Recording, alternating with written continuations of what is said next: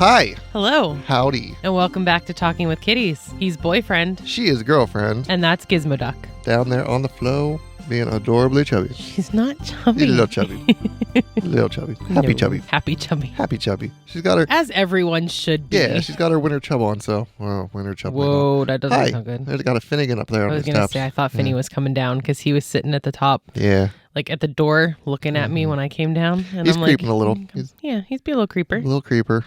That's Finnegan. He has been such a cuddly, cozy boy lately. Mm-hmm. It's getting chilly again. Today I didn't feel like getting out of bed. I was not ready to be awake when you got up. So I was like, I'm just going to roll over and just lay here for a couple minutes. I didn't think I'd fall back to sleep. And then I heard you open up the bathroom door. Finny eats in the bathroom. I heard a bell jiggle, jiggle, jiggle, jiggle, jiggle. And the next thing I know, thunk. He's laying on top of me and purring away. I had a feeling that's where he went whenever he... Like immediately. Yeah. Ran up and then thunk. Because I heard the jingle go into the distance and then just disappeared. He was gone. I was like, I ain't what I'm saying. He was very snuggly and very purry, and he got lots of pets and snuggles and cuddles, and he was a happy boy. And then you came downstairs, got your coffee, curled up on the couch, and he curled up right next to you. Like, yep. Hello. He's like, well, if you're not going to come downstairs and snuggle on the couch with me while you drink your coffee, I'm coming upstairs to snuggle with you in bed. So there. He could have at least brought you your coffee. He could have. Jerk. It's all right. He doesn't know how to prepare it properly. I'll have to teach him. I think it's going to take prepare my coffee. Going to teach him anything. It's going to be tricky. He's a good boy. He is, but he's not the sharpest knife in the drawer. No. He's a tad derp. Super derp. Yeah, he is. Super derp. He is. But that makes him adorable. It does. It's part of his charm. It is. He's still very bad. He's not bad. Oh, he's absolutely bad. All of the kitties are bad, though. Really. Just because she's adorable doesn't mean she's not bad. How is Pusser bad? How is Pusser bad? Yeah. Really? Just because he's loud? Because he tries to get Finnegan in trouble because Finnegan walks past him and Bub screams like a bitch. So we think that Finnegan was doing something bad. He does it all the time. I think Finnegan just does it to mess with him. Oh, I think he does too. He has every right to do it. We watched it today. Finny didn't even touch Bubs. He just kind of like took two steps toward him like dirt. Bubs hissed and bitched and whined and moaned and ran away, and then Finn's like, well, fuck, it's on now, and he bolted after him. Like, if you're gonna act like a bitch, I'm gonna treat you like one. Oh, it was really cute. And then little Gizzard wasn't paying any attention because she was laying in the front room on a chair. Yes. I do find it kind of adorable though that she came downstairs to check on us because we were in her room. Yep. Like, what are you guys doing? Like we could have done anything else, gone anywhere else in the house, and she wouldn't have cared, but we came down here, so it's like, wait a minute, this is my room, what are you guys doing? She spent the entire day in that chair yesterday. So sweet. Yep. So cute. She's all right. She's pretty all right. We'll keep her. She's okay-ish. It's chilly down here today. It is chilly. I don't like it. I mean, you have socks, long pants, and a long sleeve shirt. I am in a t-shirt and shorts and no socks. And we know you're a whack job. Thanks. I mean, thanks for clarifying, but rude. It's not rude to point out truths. Calling me a whack job is not polite. You're dressed like it's like middle of summer. I'm dressed so I can be cozy. Middle of summer? Hell no, I'd never be wearing a t-shirt in the middle of summer. That's true. Yeah. I'd be wearing a tank top. Are you crazy? Well, if all your tank tops were dirty or something. Crazy. Crazy. What are you singing? I think it's Patsy Cline. Oh, crazy. Yes. That didn't sound anything like that. I mean, it's not exactly like it. It's just been a while since you've heard it. Oh,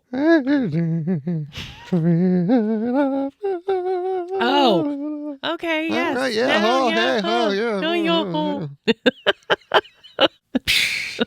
There goes the kids. Checking on you. She's going to get in the window. Sketchy. Well, I mean, it's her window. She's allowed. Oh, nope. She proved me wrong. She just sat in front of the cat tower like, tell me what I'm doing now, Mom. You're not the boss of me. You are such a teenager. You're going through your rebellious teenager phase. Has she ever been not in a rebellious teenager age? No, she hasn't. No. So it's supposed to suck this week. Yeah. And that stupid groundhog said early spring. Sack of shit. I mean, he didn't say that the early spring was going to stay, I guess. Well, I don't even know, like early spring doesn't mean like immediate either. No. Like it just means that we're not supposed to have snow till like June.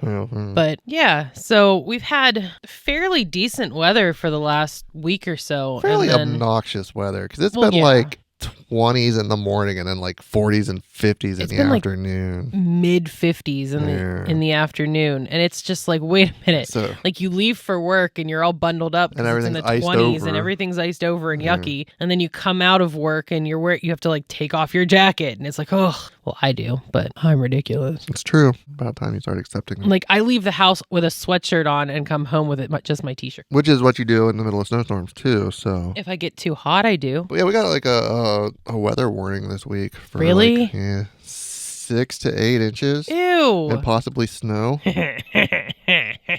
Whoa. 6 inches or more possible. Holy shit, are you serious? Yeah. Well, when I was driving home last night, they put an electric sign, like announcement sign, right before the turnpike bridge. It said, warning for travel starting late Monday night. Yeah. It didn't say like what it was, but it just said starting late Monday night. And I'm like, what the hell? Like I knew like it was like maybe not. Apparently and now it's like warning for Monday night. And I'm like, son of a bitch. It's supposed to be starting, I think, 6 Monday night of the PM. And then I don't know what time it's supposed to. I just looked at it. I don't think I know. Sometime Tuesday at morn. Oh, it's only going like we're supposed to get that much in like just overnight? From Monday evening through Tuesday afternoon. Is a significant threat. Winter storm watch. Currently, it's just a watch. Oh, and we're going to get rain today. Lovely. Urgency is take action in the near future. Really? Yeah, that's what it is. Damn. Yes. It's not till Monday night. Like, it's not near future. It's near near future would be like an hour. Oh, that's near future. That's like super near future. Gotcha. What are you doing, little one? She's debating playing the drums for us. Super sketch. I'm surprised she's not curled up on your lap yet. She's getting there. She's making sure we haven't gone and get in stuff we're not supposed to. And cleaning it's her our stuff. Foot. No, mine. It's in my room. It's my stuff. All right, then you can start claiming orange fish. I will eat him. Okay. Now she's getting ready. What are you doing? She was sniffing your foot. She is such a daddy's girl. It's ridiculous. I have no idea what you're talking about. It's like insanely adorable how adorable you two are together. I don't know what you're talking about. Your face lights up when she's around. I don't even know who this kitten is. Of course you don't. You're such a jerk. I've never seen this kitten before in my life. As you're petting her and she's looking up at you lovingly and you're looking down at her lovingly. She's okay-ish. At best. At best. You hurt her feelings. Now she's leaving. I didn't hurt her feelings at all. She's sitting back there. She's a very self-assured. Being a mastermind, thinking of ways to make you pay. She's a very self-assured little girl. She is she is the most self-assured of all of us. Did you just change the way your legs were sitting so she didn't have to go around you to jump up on your lap? Yes, you did. You totally just switched which leg was over which to make it easier for her to jump up on your lap. Little girl is spoiled. And now she's on her daddy's lap, looking very pleased with herself. Dad, could you move these legs? This isn't super comfortable. No, she's crash landed. She's good. She's happy. She's still holding herself up with this front one, so she's not 100% there. She'll get there. She will. She's trying to figure out her buoyancy. Yes. That's not it. That's not it, but yes. It's a gizzard. So today is obviously Sunday. We record on Sundays. Sunday. And I'm pretty sure we're going to just kind of have a lazy Sunday. We had a fairly busy weekend. We did have a fairly busy weekend. I didn't have enough downtime to replenish my spoons. So I think today's going to be kind of a low-key day. I just realized I'm out of iced coffee. I thought I had enough for 2 more cups, and I did not. I couldn't even get a full drink. So I may run to the store. Actually, let's be honest. I'm probably going to go and get me some Chinese food for lunch. Maybe pick you up a Sammy for lunch and get us Starbucks, because then I can just have an iced coffee there and then come home, and I am going to attempt to play Sims. Yes. I've been debating, like I follow a podcast and the one girl plays The Sims and occasionally she talks about it and she makes it sound like fun. And one of my coworkers plays The Sims and she makes it sound like fun. I believe I tried playing like the very first one when it first came out and I thought it was just boring and I didn't really like it. But I'm kind of into like those slower game things. Like I've been playing Animal Crossing for years, even though I created a new island and do whatever. But you've been playing New Horizons since it came out. Yeah. And then prior to that was New Leaf for and a I played couple New years. Leaf forever. New Leaf was great. It was pretty good. Arguably better than New Horizons. Yeah, I think I like New Leaf I think I like that one better. Why don't you play it again? We haven't. I found our DSs. Maybe I should, because I really did like New Leaf better. I found our DSs and put them someplace where we'd remember where they were at, which means they are lost again. So I'm sure I could find them. Actually, if you can, I think I would go back to playing New Leaf instead of New Horizons at this point. But yeah, so I want like a slower paced game that I can just kind of like, do whatever. whatever. And I'm going to try The Sims. You looked it up and found out that Sims 4 is free to play. Is free to play, which means it's probably crap. Yeah. But everybody says Sims 3 is better, but Sims 4 is free to play. So just to try it out, get a feel for the game in general. Yeah, I think you said like Sims 3 is like the basic. Right the base now it's one like is 20 like 20 bucks. bucks. Yeah, I don't know if it's on sale or not. I'm going to just play Sims 4 just to get an idea for it, see if I even like it so I don't have to pay for a game that I might not even like. I'm going to play that probably today, see how I feel about it, then go from there.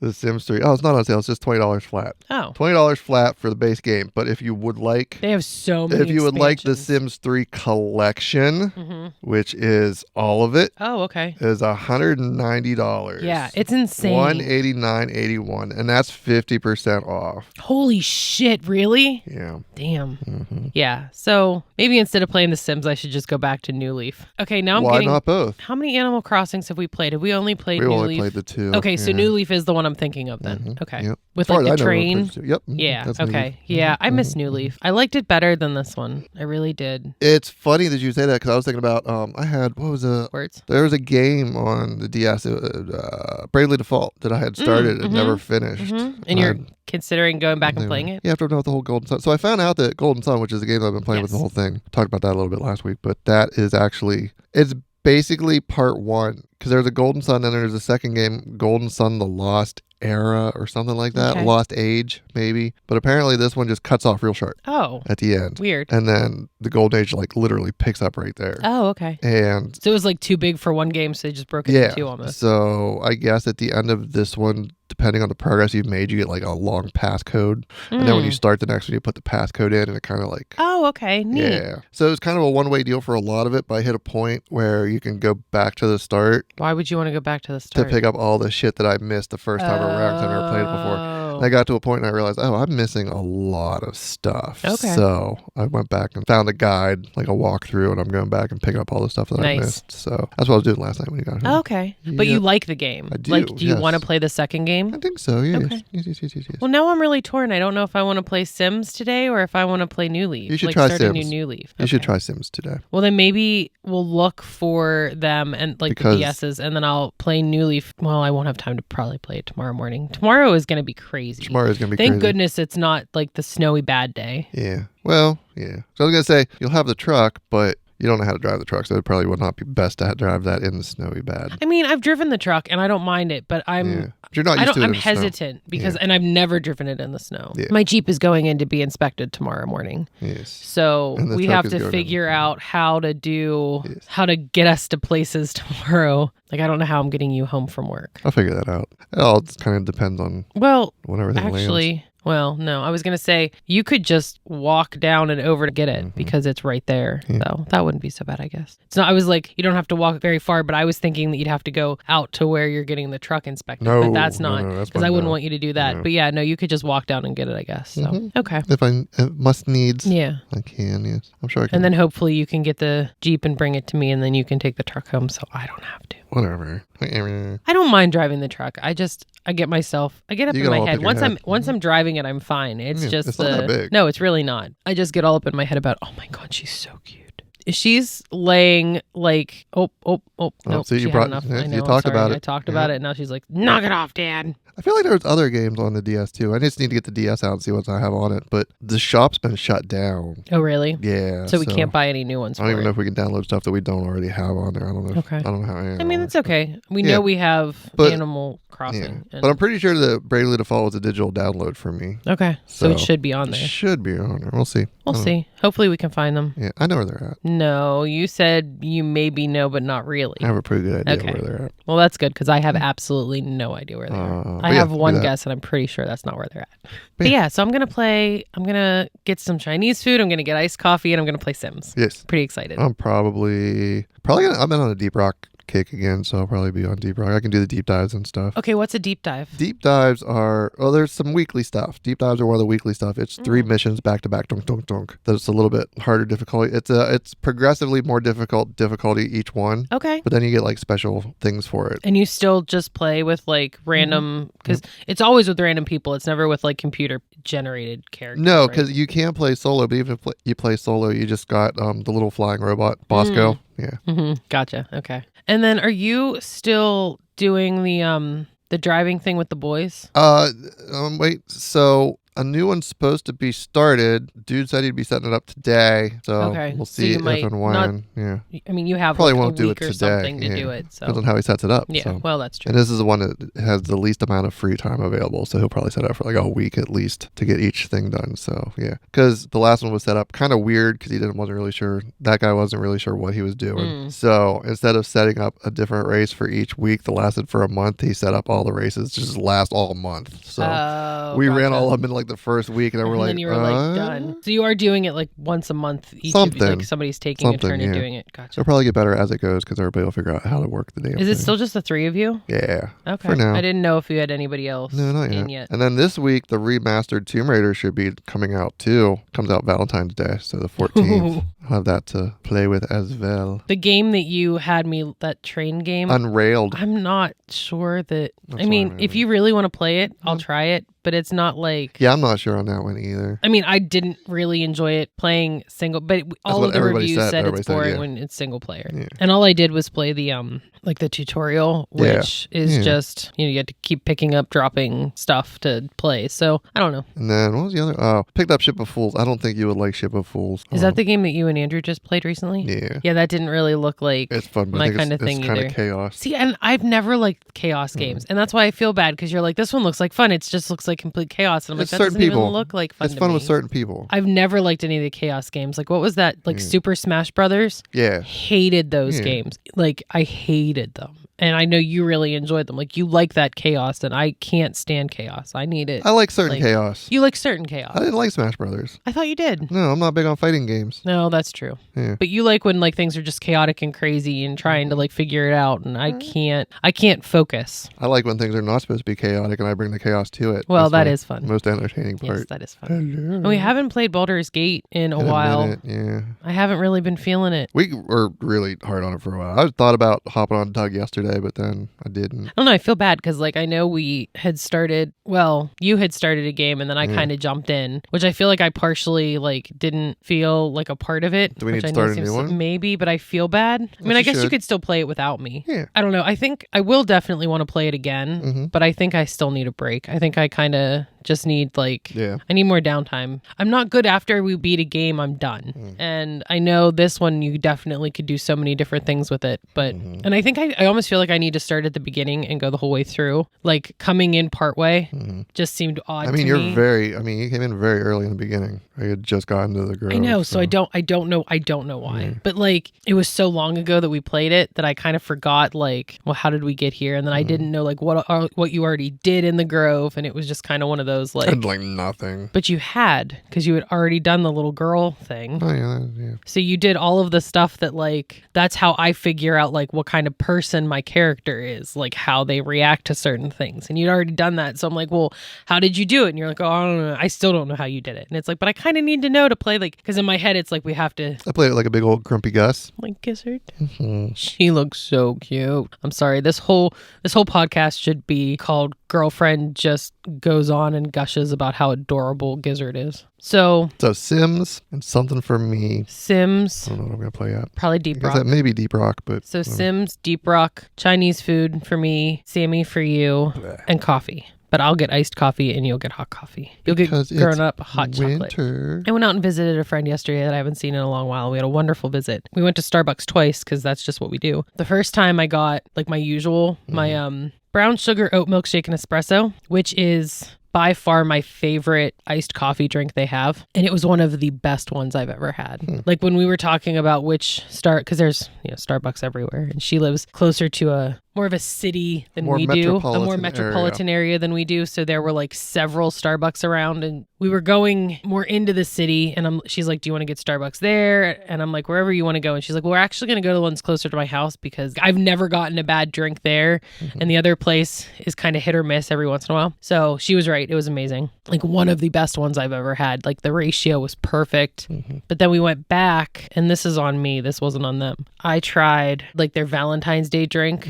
And it was, do you remember I said it was like a chocolate covered strawberry drink? But it was like chocolate covered strawberry cream cream. Like it was like a cream based. It wasn't good at all. Good. I did like the first sip was really good, but then it was just, it needed coffee or something in it. I wasn't really a fan, so I gave it to our kid. Although he doesn't know it because he stole it to take a couple sips and he's like, I'm not giving it back. And I'm like, all right, you don't have to, you can have it. And then he felt bad, so he gave it back to me. So then I just went out and put it in the freezer because it was a Frappuccino and I left it there. So he'll be excited when they find it and he realizes he gets it. He was also very excited because my friend and I went to dinner at Olive Garden and we both got the meal that now you get to sometimes. I have no idea what that is. The cheesy tortellini Alfredo. Okay. We told him we could bring him Olive Garden home and he decided he wanted Chick-fil-A. So gross. I know. So we brought him Chick-fil-A and then she's like, oh man, you missed out because our food was so good. And then he was kind of like having FOMO. And I'm like, I got you. I have leftovers in the fridge. They're yours. And he's like, really? I'm like, yes. I'm like, there's a breadstick and like half of my meal in there. And he's like, thank you. So he's going to have Starbucks and my leftover dinner. He's going to be a happy boy. I'm tired today. I am too. And I was really not happy when you decided to get up. Zoning out. Like, but we had slept enough. But we hadn't slept enough. But no, we didn't because we didn't sleep enough the night before. Exactly. Oh. Yeah. That was obnoxious. So the Jeep's going in tomorrow and the truck is going in Tuesday. But the truck was supposed to go in yesterday. I called and made both the appointments the same day. I called on Thursday. I called for the Jeep first and said it was going to be Monday. Then I called for the truck and she was like, what day is good for you? I said, any day but Monday. So she said, how about Saturday at 8? And I was like, yeah, that should work. We were up late Friday night because we had people over. We had friends over Friday night and we were up much later than we normally are. And then we went to bed and had to get up at like 7 to make sure we were there at 8. And then we got there, told the guy who we were, and I was like, yeah, it shows that this is for Monday. I was like, yeah, that's not it. And he's like, this is what I got. And I was like, I told her it could be any day but Monday. I don't know if she misunderstood or what, but she told me Saturday. I wrote down Saturday. I told you Saturday. She told me Saturday at 8. So I don't know how. Yeah, I have a text message from you saying truck is set. Like as soon as you hung up, Saturday truck at 8. So I don't know where the mix-up happened, but we ended up waking up early after a late night to go take the truck to its appointment that wasn't real. Yeah. A little annoyed about all that. Yeah, it was not a great sleeping weekend. And then last night, like I said, I was out and then I came home and we kind of hung out for a little bit. We didn't go to bed real late. I was going to say, as soon as you got home, we were pretty much to bed. Going to bed. And then, I mean, we didn't wake up late today, but we didn't wake up early either. We woke up at like 8. I knew I shouldn't have gotten up to pee. I had to pee so bad, and I'm like, I know if I get up, you're going to be like, oh, it's time to get up now. And you sounded so annoyed whenever you got up. I'm like, what are you doing? You're like, I gotta pee. You sounded so annoyed because you knew. I knew, and I didn't want to, but I had to pee. And so I came back and laid in bed, and then you're like, and you got up, and you went down, and I'm like, Argh.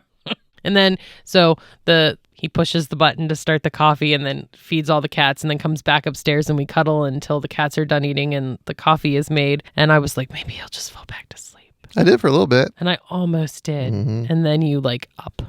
I'm like, crap sticks. So then I rolled over and went, no, I'm not getting up yet. And then I was attacked by a Finnegan. And by attacked, I mean jumped on and cuddled. I just came downstairs, had my coffee, let the little girl up, and yeah, it's been a morning. It has been a morning. I got this paw. You do. It's a very lovely paw. We should probably give her a manicure tonight. Oh my goodness, she is so sharp. She's so sharp. I don't know why she's so sharp. Because she's very sharp. She's always very sharp. She is always very sharp. We trim her and she stays not sharp for about 2.5 hours. And then it's like they magically grow out again. Yeah. She's like Go-Go Gadget claws. Yes. She looks so happy. Just so content to be laying on her dad. She's very warm. Stop it. Stop making that. She's like, fist. Stop touching. She makes fists with her toes. And it hurts. She's doing it again. I know. Normally she doesn't mind if you touch her paws, but she's like, knock it off, Dad. Stop I don't want you to touch my paws. You've got to go, little one. What? She's got to go. She's just tap dancing on my junk, flopping and flailing. Go lay down on that chair. Am I the asshole for refusing to pay for a dinner party I was not a part of? Oh. Last semester, me and one of my classmates did a project together. We were both architecture students. We did most of the work on our own, but since we were nearing the deadline, we asked a junior student to render a single sheet in Photoshop, which took about 15 minutes because it was a really small section. However, 4 of our friends had multiple juniors working nearly 12 hours for them, wrapping up most of the post-production work, which is pretty standard practice at my college. All of us ended up submitting the work, and now after 2 months, those 4 friends decided to throw a dinner feast for all those who helped them out. They decided to pull in all the money and ask my project partner to chum in, which he did as his girlfriend was one of the 4 people and he obviously wanted to have a dinner date with her. He asked me to join the dinner, to which I declined because A, I felt ridiculous throwing a party for a bunch of unknown people who did not help me with my project. Mind you, only one fellow helped us and there were about 14 people coming to the dinner party. B, I am not close with any of these people, and they constantly make fun of me and talk very condescendingly toward me. I told him, and he said he understood. They had the party while I stayed at home. The same day, he called me at 1 o'clock in the morning, asking me to pay him 1,200 rupees, 14.5 USD, because even if I did not attend the dinner, I was still this project partner, and I passed the semester because of him. I tried explaining to him that we only had one person to help us, and that we could have given our junior helper a pizza party instead of going out and having a fancy dinner with 14 other people who had not significantly done anything for our work. They did all the work for our other friends who were paying the same amount as us because they were pulling the money. So they were expecting him to put in as much as they did. I told him that our common friend group is using him to make a bigger money pool. And I very clearly stated I did not want to be a part of it. And if he does, it's totally on him. But he went off on me and told me I'm a Scrooge for refusing to treat people who help me. I understand that he's in a desperate position. I would have paid if it was like 500 rupees or $6 US, but 1,200 rupees is too much for me. Again, we aren't even good friends or anything like that, and we've gotten into some very public arguments before. Still, he continues to text me asking me for my money. Am I the asshole? I mean, no. Like, not even a little bit. No, you wanted nothing to do with None this of those party. You shouldn't have to pay people for it. helped you get your grade. They obviously were doing it and you didn't have to even give them anything. Like, I don't know if it was part of their... Besides all of that, he wasn't part of the idea to do it. He didn't agree with the idea to do it. He didn't want to do it. He didn't participate in it. Why would he put any money towards it? Regardless of whether or not it should or should not have been done or whether they helped or did not help, that's an entirely different thing. Like, yeah, no, he should not have to pay for something he didn't want to be a part in it, and therefore he does not owe anything. Nope. Long and short of it, that's... And the idea of telling someone after they said they didn't want to be a part of it, after the fact, well, we spent this much money and you owe us this? Yeah, that's... no. something special. No. Yeah, that's... Breakup advice. Breakup advice? My boyfriend broke up with me a little over a week ago. We were together for 2 years, had promise rings with each other, and we were inseparable. He broke up with me a week after my birthday and a month after our anniversary. The reasoning of which was because we had the same issues for 2 years, the texting, hanging out, and trust, which he's done things to make me have decreased trust in him, but we were working on it. We talked a few days after about the situation, and he said he did it on a complete whim. He felt that he should break up with me, and he did it the same day without really talking it through to me about it. He then stated how he used me, loved me, and still missed me, and yet he still stands by his decision. I suggest we go to couples therapy, and he said no. He then blocked me on most things and told his friends and family that it was because I was a mental toll and that I'm mentally ill. This hurt me a lot as I got medicated for anxiety and depression to get better for us. I also did online therapy for myself, but didn't tell him. I took care of him during his surgery and all of his animals. I was exhausted mentally and physically, but I stuck by his side. His best friend and I are still close, and we talk and play video games together. Last night I was going to get on and play, but my ex was added to our big chat with a bunch of other online friends. I felt hurt in ways, but that's his best friend too, and I don't want to get in between them. But I'm also not going to stop being friends with his friend and everyone else just because he broke up with me.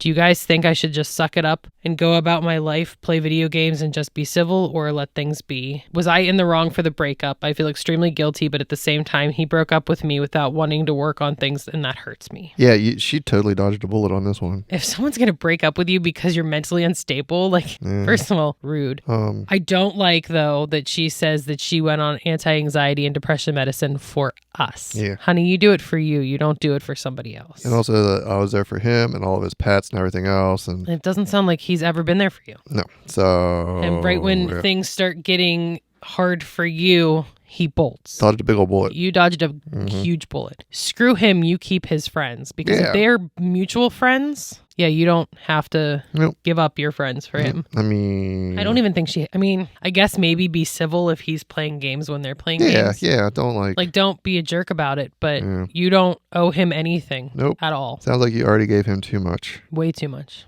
Am I the asshole for asking my sister-in-law to leave a funeral? Okay, I didn't read that one, but I saw it and I thought about it. So please, because I'm curious. My grandma passed recently. She was 93 and was pretty with it to the end, so she had a pretty good run. Since she's been around my whole life and we spent a lot of time with her in my childhood, naturally I was pretty broken up about it. At the funeral, my brother was playing the guitar during the service. So while he was playing, I sat with his wife and 2 boys, 3 and 5. They have a gentle parenting style. I'm not one to judge parenting styles, different strokes for different folks, but I will say the kids are a handful. The kids were playing and making a lot of noise during the service, which was clearly distracting to people giving eulogies, myself included. So I asked my sister-in-law if the boys had coloring books or anything else to play with. She said no, just the toy trucks they were playing with.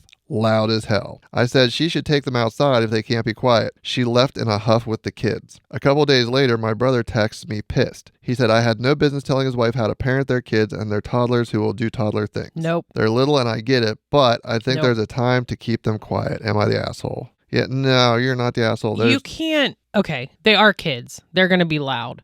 But kids will be kids, but not at a fucking funeral. But in a funeral, like she said, bring coloring books, bring things for them to do that are quiet, not like loud trucks and loud things for them to play with. And like weddings and funerals, quiet. Yeah. Like be respectful of other people's time, money, energy. You know, people are grieving. They don't need to hear your kids screaming and being a pain. Yes. They're grieving. They're sad. And funerals too. Yes, and funerals too. No, I don't. And it doesn't sound like she said it even mean. Just like, hey, you know, like, hey, could you please, take them out of the room right now because they're kind of distracting other people and we're trying to. They're disruptive. From the way she says she said it, she did it very respectfully. And, I don't think there was any, and that's not telling somebody how to parent. No, not at all. Telling them to parent would be shut those fucking kids up or smack them or something. Like that would be telling them what to do. But asking them to remove the children from the situation is not telling them how to parent. Because it wouldn't matter if they're gentle parents or not, like if they do the gentle parenting or not. Top comment was maybe those kids should not have been at the funeral in the first place. Around here, funerals are seen as an adult-only thing. I mean... I mean, that's a... It kind of. Yeah, I mean, if you think about it, really, my cousins have kids, and they didn't bring their kids to at least our the kids should be funeral. old enough to behave properly, behave appropriately. Yeah, I mean, what was it, 3 and 5? Yeah. 3 and 5 are young. First of all, they have no idea. Like 3 and 5 don't understand what death is, so they have no idea what's going on. They're just going to get bored and they're there. It's not the kids' fault that they're feeling antsy. No, it's not the kids' fault. So have somebody else watch the kids if you want to go to the funeral, but maybe leave the kids at home because they're not going to understand what's going on. That's entirely too young. I can feel for your brother, but what they're doing isn't gentle parenting. It's permissive parenting, or as I like to say, not parenting. Okay, I don't agree with that, though. I don't think you can say what kind of parenting they're actually doing through a message on Reddit. One situation on Reddit. That's not fair. I don't agree with that at all. I think gentle parenting can work, and I think to each their own. If you have a child, you can decide how you want to raise your child, but at the same time, you have to be respectful to other people.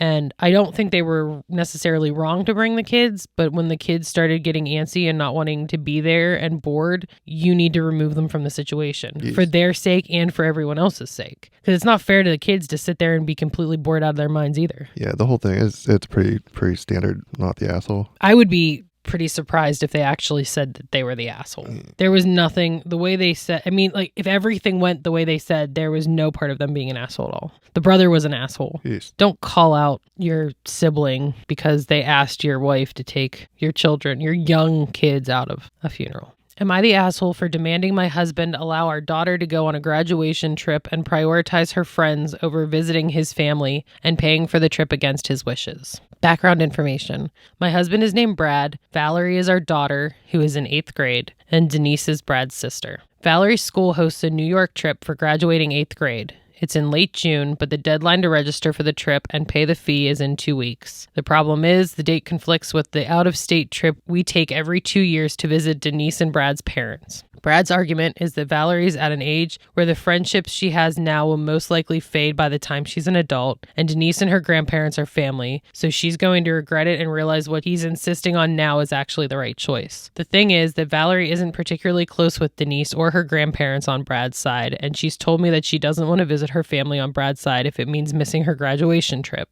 and it won't be the same as if she went to New York as an adult. I argued my side with Brad and that Valerie will simply resent the trip to Brad's family if it means missing missing her graduation trip, as well as what we're all in good health and can reasonably expect that everyone will still be here when we visit again in 2 years from now. Brad is still insisting that Valerie will realize when she's older that spending time with her family is the right choice and will be thankful for it when she's an adult.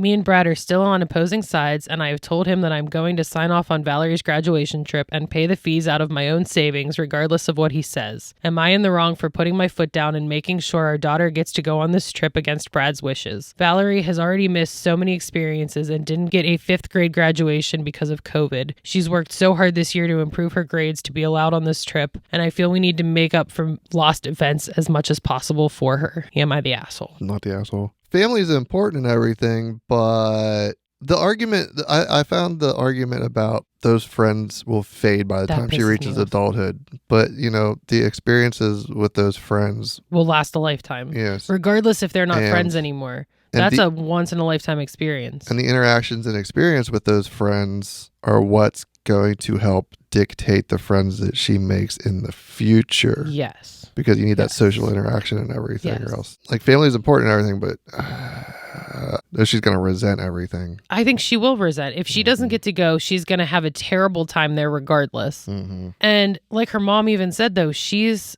really been working so hard at bringing her grades up so she could go, make sure she could go to this thing. Like, she's put in tons of work and effort so she can go on this trip. She really wants to go on this trip. Let her go on the trip. Absolutely. Especially if she's been putting work into it like that, like with get the grades up and everything. That could backfire real bad. And like, well, then she'd be like, well, then it doesn't matter what I do. And then she could just why did I even bother? Number 1, not the asshole. Valerie deserves to go on this trip. It's a once in a lifetime experience that she's going to treasure forever. So what if she won't retain the friends with her current group? They're still part of her story, and she's always going to have memories with them. And if you pull her off of this trip, then it's going to drive a wedge between you before she even gets to college. Your in-laws aren't going anywhere, and your daughter barely has a bond with them due to the distance. Plus, this is a semi-annual trip. Like you said, she'll see them again in 2 years when you guys go again. Your daughter is aging, and she's going to start making her own decisions soon. Your husband won't be able to control her for much longer. Does he really want to drive a wedge in their relationship by prohibiting her from going on a trip that she's genuinely excited about?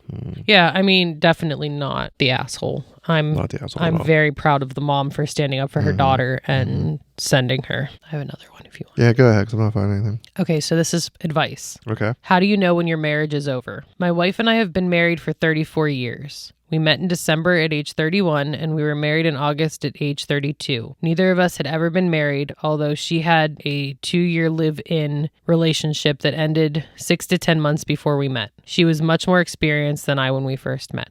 I, on the other hand, had only 2 serious relationships before we met. The second I was engaged to, but it ended due to her emotional instability and sexual incompatibility. I met my wife a year later. Leading up to our wedding, we were very sexually active, and it seemed well, but 2 to 3 weeks before our wedding, she shut me off, stating we needed to wait until our honeymoon. I agreed this time came, and we didn't consummate our marriage on the honeymoon. We came home, and she was cold and controlling. I thought, what have I gotten myself into? Over the years, things never really improved in this respect. We had feeble efforts to connect sexually, but nothing consistent ever developed. We started counseling about 4 years after our marriage, which the only thing that came of it was I got on antidepressants, which did help me a little. To be fair, we both went through a period of weight gain. She has lost the weight, mine comes and goes. Over all these years, I've had several surgeries, which slowed down a romantic life for sure. We are now 34 years in and have been living totally like brother and sister for at least 6 years. We've started marriage counseling for the 4th time. Nothing has changed with the other 3. I just feel like it's hopeless. We really don't fight, but we don't communicate either, just for necessary daily things. We used to have fun together despite the lack of intimacy, but that doesn't even seem to be the case anymore. To complicate things, I've met someone online and we have developed a possible relationship. I didn't plan for this to happen, and maybe if things were different at home, it would have never happened. I haven't met this person face to face yet, but may in a couple of months depending on our schedules. I just don't know what to do. I don't want to tip my hand until I see where the counseling is going, but on the same token, I may have a chance for real happiness in the future for the remaining years of my life. I don't know how or when to break things off with my wife. She seems totally okay with the way things are with us. I'm so confused. Has anyone ever experienced something like this before? And if so, how did you handle it? I think that when you find yourself posting online, how do I know when my marriage is over? your marriage is probably over. I agree. Because regardless, you know it at that point. You're just looking for You're just looking for reassurance at that point. It almost sounds like he's looking for permission. Well, yeah, I guess it's not reassurance. It really is permission. I was saying reassurance, but it's permission. It obviously has a lot to do with intimacy because he even said that he broke up with the other person because of intimacy. But the fact that he stayed for 34 years with not being intimate says a lot. He stayed 34 years when problems started prior to marriage. Right after. Prior to marriage, she cut him off and said they needed to wait. For the honeymoon. People do that and sometimes. They didn't consummate at the honeymoon. But that would then be Problems after marriage. started prior to marriage. Yeah, I don't know. The first comment, not top comment, but the first comment says, I'm not going to read it verbatim, but says that he should block the person he's talking to online and try to rekindle with his wife, like take her on a cruise, hold hands, like do things together, like they're dating again. Sunk cost fallacy. Yeah, and the original poster basically just says, I would, but she's not interested in intimacy at all. So if intimacy is what he's looking for, it's done. Because she's obviously not interested in intimacy at all. He said she's perfectly fine with status quo. Well, if she's perfectly fine with status quo and you are not, then there is no point continuing your relationship. Get out. It's like you're asking for permission. Here's your permission. Leave. Yeah, there's very obviously compatibility issues there. Yeah. And if you're not happy and she is happy and she's not interested don't stick with somebody just because they're happy and you're not. Like, don't stick with somebody just because you've invested that much time. I mean, that's a long time. It is. But like he said, he has a chance at maybe being happy for the rest of. No, do it. Am I the asshole for being honest with my boyfriend about his penis?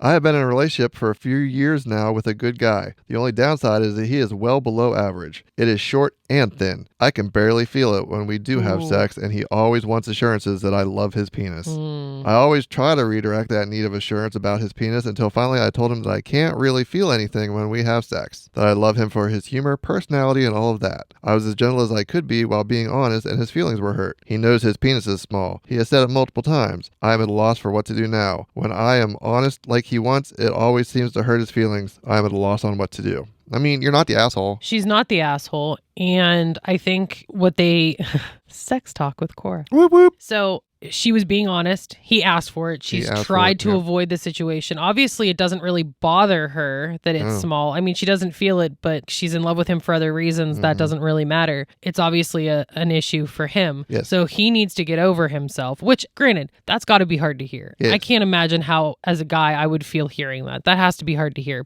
But he did ask for it. He knows. So what they need to do now is he needs to realize it's not all about the penis. Like, she's here for me. She loves me. And maybe find yourself some sex toys to help her out. Something. And she can be more vocal or more forthcoming with the traits that are important to her that he has. Yeah. Compliment those. Yeah, Bring to those encourage him. forwards. But at the same time, she didn't want to do this to begin with. She literally asked, what can she do? Oh, yeah. No. But so that's... I'm just saying, though, like, she doesn't have to do anything. She was honest with him. She's like, I'm at a loss of what to do. For advice. Compliment him on the things that you do. Make sure he feels secure and confident in everything else in his life, the other aspects that you love and appreciate, and reassure him that sex is okay. Like, it's not, it's just, that's not your priority. No. And that it's okay and that you're still happy with him. And if he feels bad, like he's not doing enough in the bedroom because, whatever, then look for other ways that he can make sex life better for you. But a lot of it is going to depend on him and where he wants to meet. It's basically, If he knows he has a small penis, he's going to have to deal with it. Like, did he want her to lie? Is that part of the thing? And if he did, then that's even a weirder. red flag right there. Yeah, you got bigger problems. Yeah. If that was the plan. You got a much bigger problem than his little tiny penis. Yes. It's not little tiny, but we don't know. It's small. It could be little tiny. It's also very thin. Yeah. Very thin. Small thin. Small thin pee-pee. Small thin pee-pee. I kind of really just want to end it at that. Just small thin pee-pee. Done. He's probably hurt, and there's not much that you can do about that. It's not like he will blame you for anything either. Well, no, he might, depending on how insecure he is, but it's not her fault. If he blames her, it's not on her. I'm not reading that one, but it's my mother-in-law stole my collection of vintage skeleton keys to sell at a pawn shop so she could buy herself a new phone. Oh. It's a part 2, so we missed the beginning part, but I was like, damn. Am I the asshole for kicking out my stepkids within a week of my wife passing away? Yes. No, I'm not touching that one. I'm not touching that with a 12-foot pole. No, sir. Oh. What do you got?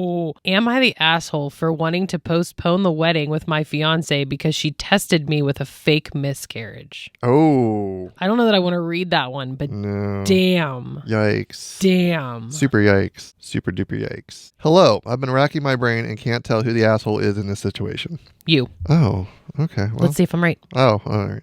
My roommate came home from the bar. Okay, stop.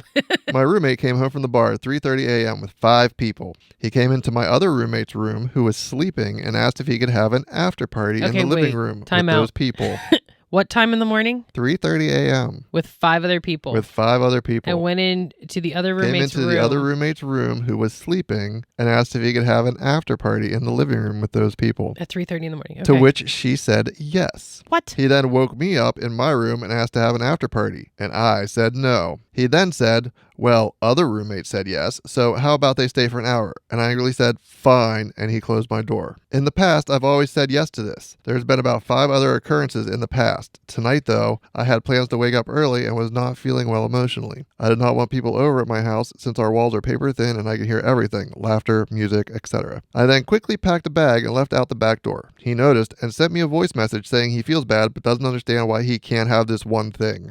I sent a voice note back that in the future, it would be helpful to have a heads up if he was wanting an after party a certain night rather than bringing people over and asking us roommates then. While they're already sitting at your house. I'm upset that when I said no, his response was met with, well, other roommates said yes, and there was no inquiry as to why I said no. When I have always said yes in the past, it was dealt as a 2 against 1 vote. Who is the asshole? They are definitely the asshole. The after party. The after party roommate? Yeah, the person is not the asshole. Do not bring, even if they said okay, you do not bring people back. But if you give them a heads up prior to, like, hey, I'm going out and I might be wanting to bring people back later, are you okay with it? That would be one thing. But this is something that's happened prior. This isn't like a once in a lifetime. Like he said, it's happened like 5 times prior, and it was never a problem until it is. Yeah. And this time, the first time they said no, he didn't respect it. Then you need to respect it. Yes, that's the problem. That's where the problem comes up. He didn't respect it. Well, the other one said yes. Well, I'm saying no. Well, they said no. There's obviously a reason they said no, because they've told you yes in the past for every other time. Yeah. Like, there's a reason. Be respectful. Yep. Go somewhere else. Yep.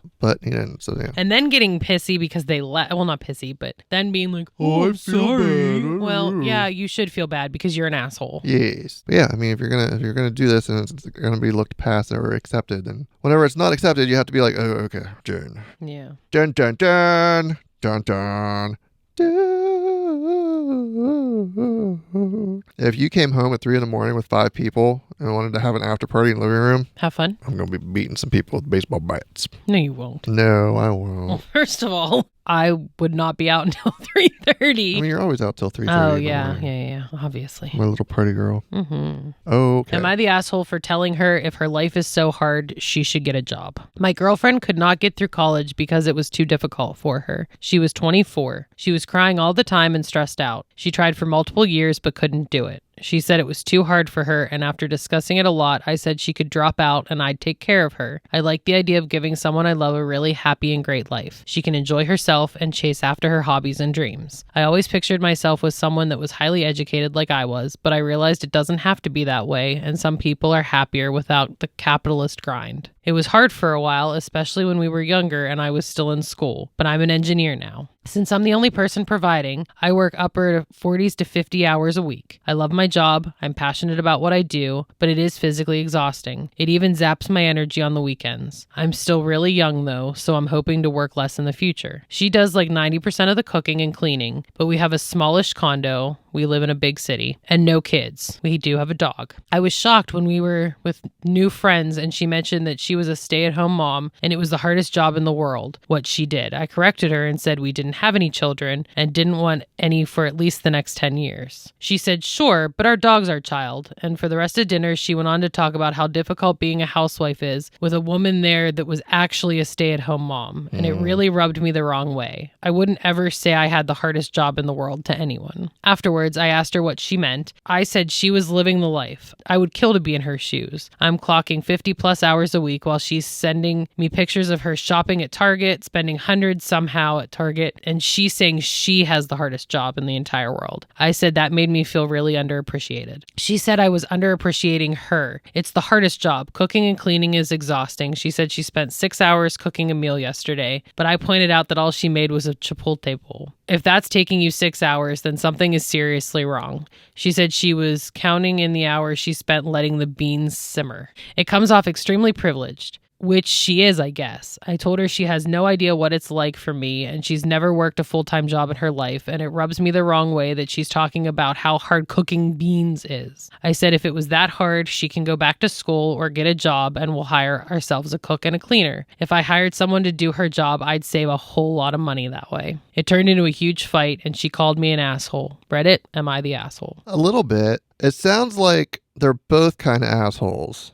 But not really assholes, but they're kind of assholes. I think that they're both undervaluing each other, the other person. Yeah, no, I agree. I don't think either of them necessarily are assholes. I don't think she should say she's a stay-at-home mom because she's not. No, she's not. Our cats are great, but I would never be like, a stay-at-home dad. No. Not to a real. And we now, if she was trying not to a real parent. Yeah. No, like because we refer to the cats as our kids, but we don't say like when people say like, oh, do you have kids? We're not like, oh yeah, we have 3. Like, come on, no, like no kids. And you don't 3 consider cats. yourself a stay-at-home parent if you have pets. No. Granted, cleaning and cooking is work. It's a job. It is, yeah. He was the one that told her that he was going to support her and let her do this. So he really doesn't have a right to be upset with her saying that it's hard. Is it the hardest job? I think she didn't have the right to say it was the hardest job ever. And don't tell me you're cooking for 6 hours a dinner when you're letting beans simmer because you leave them. That annoys me. But regardless,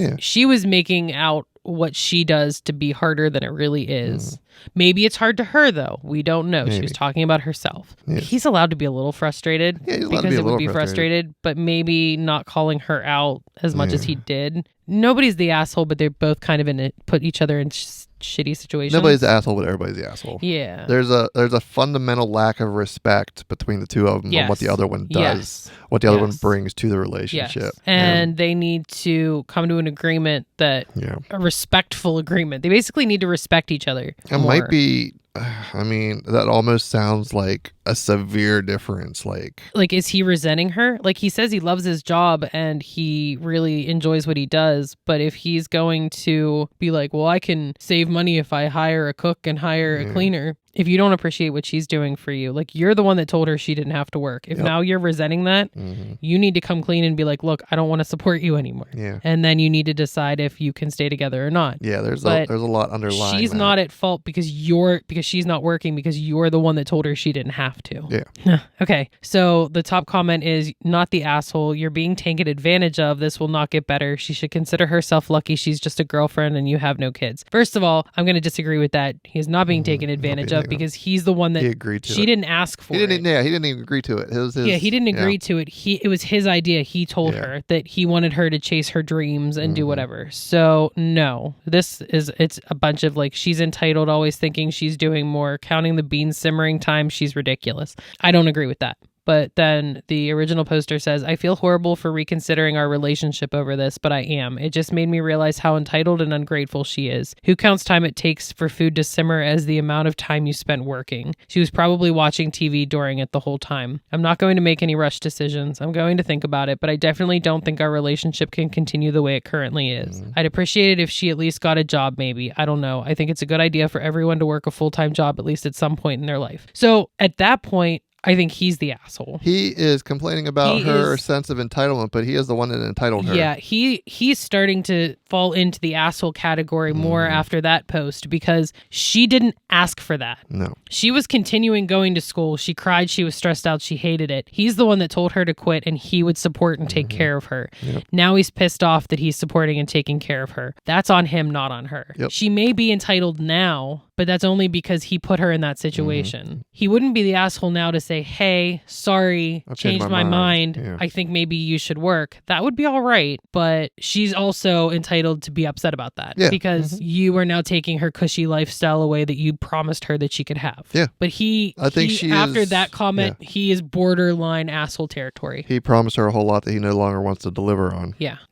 and he's holding it against her. He's resenting her for the promises that he made to her. Yes. So he can change his mind, but you can't resent her for doing what you told her was okay. Exactly. Yeah. Then you're the asshole because you can't get mad at somebody for doing what you told them they could do. Agreed. I like that he told her she wasn't allowed. Oh, I'm talking about you and Gizzard now, not the people. I like how you told her she was no longer allowed on your lap anymore because she was tap dancing on your junk, and then like 2 minutes later she was up. But since she came back up, she's balanced herself. She's like, here, I'll behave. Yeah, she wasn't flopping and flailing all over the place like wasn't able to do anything. She knew. She's like, all right, I'll do better. So yeah, this is a Sunday. We got a storm coming in 2 days. By the time you hear this, gentle listener, we will either have survived the storm or not. Wow. Yeah. Great. Next podcast will be a game night. Yes. We have no idea what game night we're going to play because I don't think we have any more games technically to play. Sure we do. I mean, we have all those little ones. We got all kinds of stuff. We got a couple. Oh, do we still have the top one? Not Huggy, the other one. The Did green we play one? That? No, the one on the right. Tell Me Without Telling Me? Yeah. Yeah, we just got that one. Okay, so maybe we'll play Tell Me Without Telling Me. And we got things they don't teach you in school, too. Oh, yeah, we do. And whatever that green one is. I don't know what the green one is. Nah, I don't remember. So, yeah, we got we have a couple games we can play. So, it'll be game night next time. With and, something. I mean, if we're still here, if we survive the storm of the century. If we survive the 6 inches. Yeah, so thank you so much for listening. Thank you so much for hanging out with us. Thanks for stopping by. Thinking Gizzard's the most adorable little kitten ever. Yeah, we may or may not see you next week. We may or may not see you next week, but if we do, it'll be game night. Yes. Have a wonderful week, and we'll see you next time. Stay warm. Stay warm. Bye.